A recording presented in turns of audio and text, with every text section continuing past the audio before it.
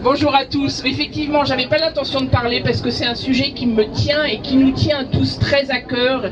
Et en ce moment, on est dans des grosses difficultés. C'est tellement, ça touche à l'émotion et j'espère pouvoir vous dire quelques mots sans verser quelques larmes. Voilà, la situation des agriculteurs bio en Eure-et-Loir et en France est aujourd'hui gravissime. Hier, j'ai passé la journée à l'agence bio qui est située à Paris. Ils sont tout à fait au courant de la situation. Malheureusement, ils représentent une petite proportion de ce grand ministère qu'est le ministère de l'Environnement.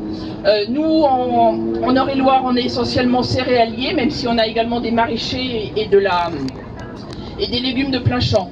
Alors, les céréaliers, on nous dit de ne plus faire de blé. On parle de blé bio, hein. On nous demande de ne plus mettre de blé dans notre assolement pour la récolte 2024 parce que les silos sont pleins. On ne sait pas ce qu'on va en faire. Les exploitants laitiers sont dans la même situation. Il y a du lait partout. Ils ne savent plus à qui ils vont le vendre. Les pommes, les fruitiers, les frigos sont archi pleins de pommes bio. Je ne parle pas d'Eure-et-Loir, évidemment, je parle de la France en règle générale. On ne sait plus à qui on va la vendre. Les prix dégringolent. Pour vous donner une petite idée des prix, ça ne veut peut-être pas dire grand-chose, mais pour nous, enfin, le rapport est important. Il y a 4 ou 5 ans, une tonne de blé bio était vendue 400 à 450 € la tonne à l'agriculteur. Aujourd'hui, on est à 220, 230, 240.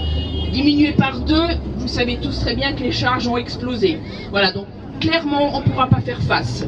Néanmoins, on a un gouvernement qui nous dit 2030, on double la superficie de l'agriculture biologique et des terres bio en France, parce qu'évidemment, on a besoin de vous pour protéger la biodiversité, pour protéger la ressource eau, et qu'évidemment on a besoin de bio. Au final, on nous annonce des plans pour nous aider à tenir le coup qui sont ridicules. On parle de dizaines de milliers d'euros de manque dans les fermes.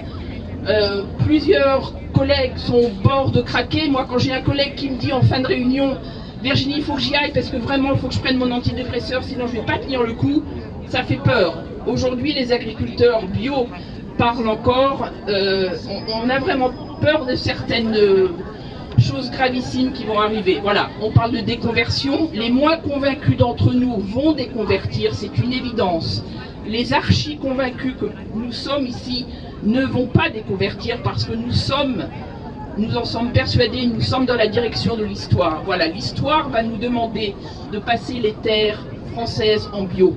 C'est une évidence, mais c'est évidemment pas l'évidence qu'aujourd'hui nos élus locaux et le gouvernement semblent penser. Dans certaines régions de France, il y a des agglomérations qui sont prêtes à investir 3 millions d'euros pour aider les agriculteurs bio sur leur territoire. On parle d'agglomération.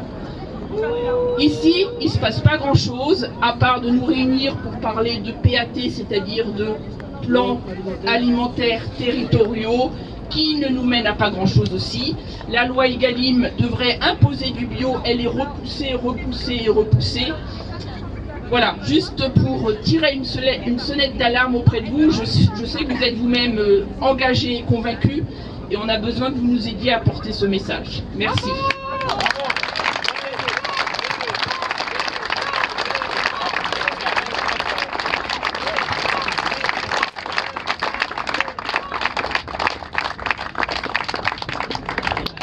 Alors, on a notre camarade Benoît qui représente les soulèvements de la Terre qui voudrait s'exprimer quelques minutes également.